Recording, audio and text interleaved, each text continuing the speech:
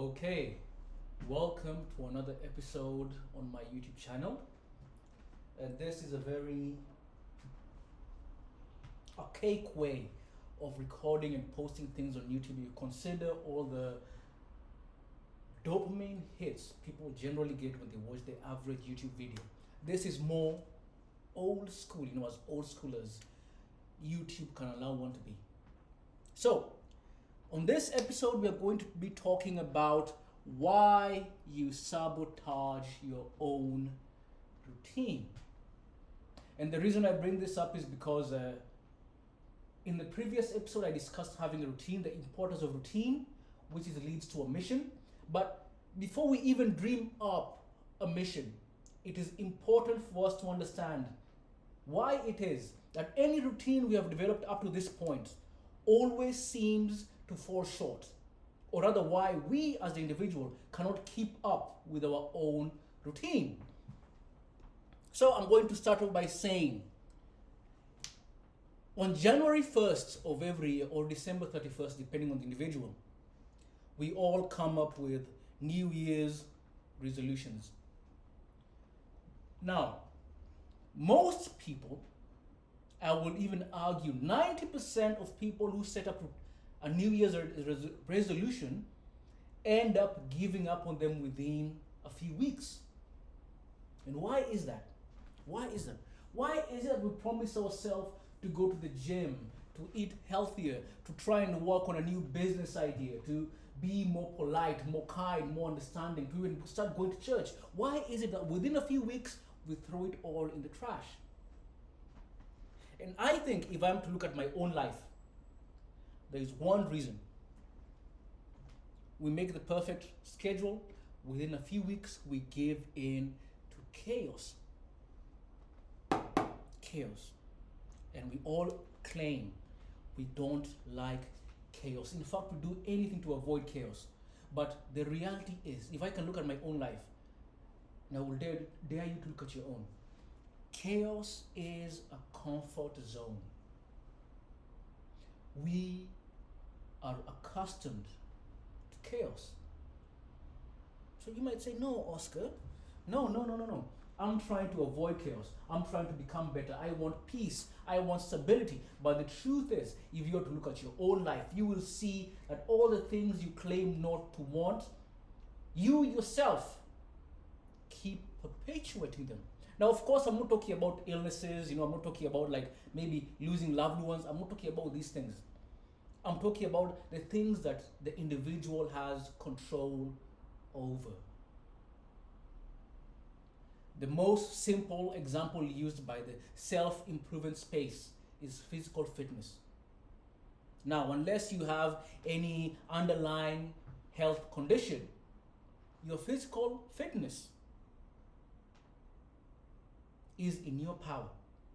You affect how healthy you are. The food you eat, how much activity you participate in, all of these things contribute to your physical fitness. So, if on January 1st you make this perfect schedule, I'm going to be waking up at 6 a.m., then I'm going to go for a 30-minute walk, I'm going to come back home and eat avocado and the granola bar and drink only 1 cup of coffee per day, all of these wonderful things.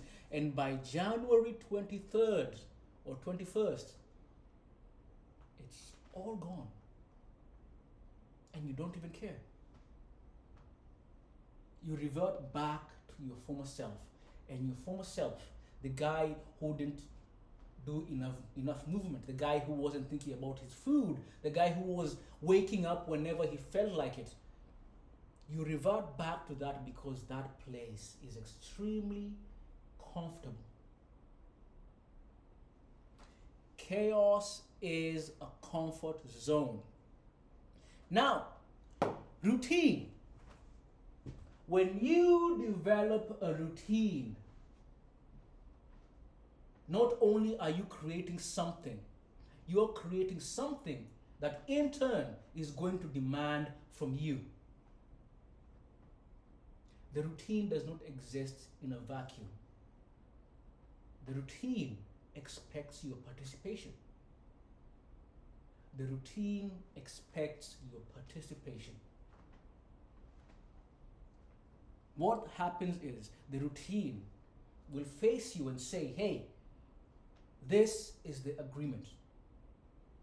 We are going to be waking up at this time. We are going to be doing this out of wake up. We are going to be going to church on Sunday. You know, we are going to spend 5 minutes focusing on the kids and what they want to do, whatever the case may be. Once you have the routine, you have no excuse. Routine removes excuses, right? Routine removes impairments and chaos is a comfort zone. So, routine removes excuses. And the thing is this, once you have the routine and you fail to keep up with the routine, the only thing you have to admit to yourself is either the world conspired to make it such that I could not do what I promised myself I will do, or I simply cannot keep up with the routine that I set up for myself. And most people silently, secretly make the second admission. I cannot keep up with the routine I set up for myself. And the problem here is that on January 1st, people make lofty ideals. I'm going to lose 10 kilograms in 2 months. I'm going to be going to the gym every day for the next year. And if you're a person who doesn't usually go to the gym, you're probably going to fail. Going back to the great and powerful Jordan Peterson. He said, when dreaming up the future, or when you're working towards the future, the best way to go about this is to aim low. Now, most people in my generation or younger don't like hearing this. Aim low. No, I want to be a billionaire. I want a six-pack in 6 months. I don't want to aim low. But there's power in aiming low. And the power here is, if I can get that small win, I am more likely to be motivated and inspired to go after a greater win later on. So the January 1st goal should have never been, I'm going to go to the gym every day. Maybe, in your case, the January 1st resolution should have been, I'm going to walk for 10 minutes every day. 10 minutes of intentional walking, whereby the walk isn't just moving from place A to place B, but it's an activity, it's exercise. That is my goal for the next month. If I go to the gym, yeah, it's not bad, but going to the gym is besides the goal I have for myself for this month. Aim low. And once you aim low, you have your routine, you've removed your excuses. Now, if you're still unable to keep up with that ideal, however low it may be, you have to hold yourself accountable. But holding yourself accountable is a challenge. And we find that the reason that we are where we are in life is because for most of our lives, and I'm going to speak for myself, for most of my life, I did not want to hold myself accountable. Maybe other people held me accountable. Maybe my parents, my siblings, my friends, my wife, maybe all of these people tried to hold me accountable. But I found it extremely difficult to hold myself accountable. But the routine that I set up, the routine that you set up, is between you and the document. You and the document. So if you do not keep up with the routine, the only person who can hold you accountable is you. It's only you. And this is where the real psychological games begin. Because what you find is that every moment you fail yourself, it doesn't just vanish into the ether. You know, like Your subconscious records that moment, that lapse in self-trust. And a man who might have once held his head up high is now looking to the ground as he walks. And not because he fears others, but because he cannot trust himself. The accountability, once you create a routine for yourself, is between you and the document. And the main point here is that we want to learn how to trust ourselves.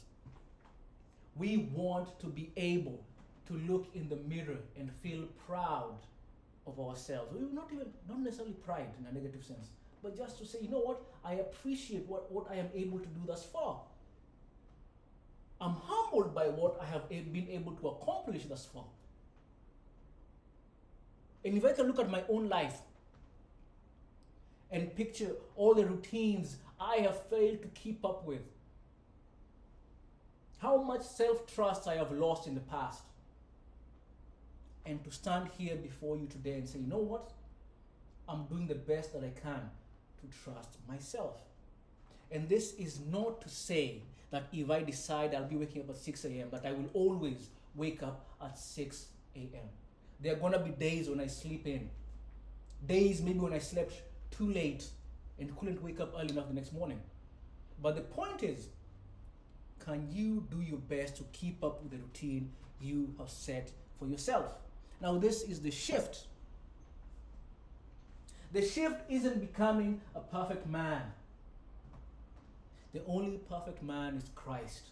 You're never going to be as good as Christ. The shift here is to one day acknowledge and learn and appreciate that you are the best version you can be in this moment. And what is the action step? The action step is to realize you sabotage your own routine. You sabotage yourself because your ideal might be too far out of reach. You sabotage yourself because chaos has become your comfort zone. You sabotage yourself because you are incapable of holding yourself accountable, and you wait for the world to tell you what to do. And as much as I'm speaking to you, dear listener, I am also speaking to myself.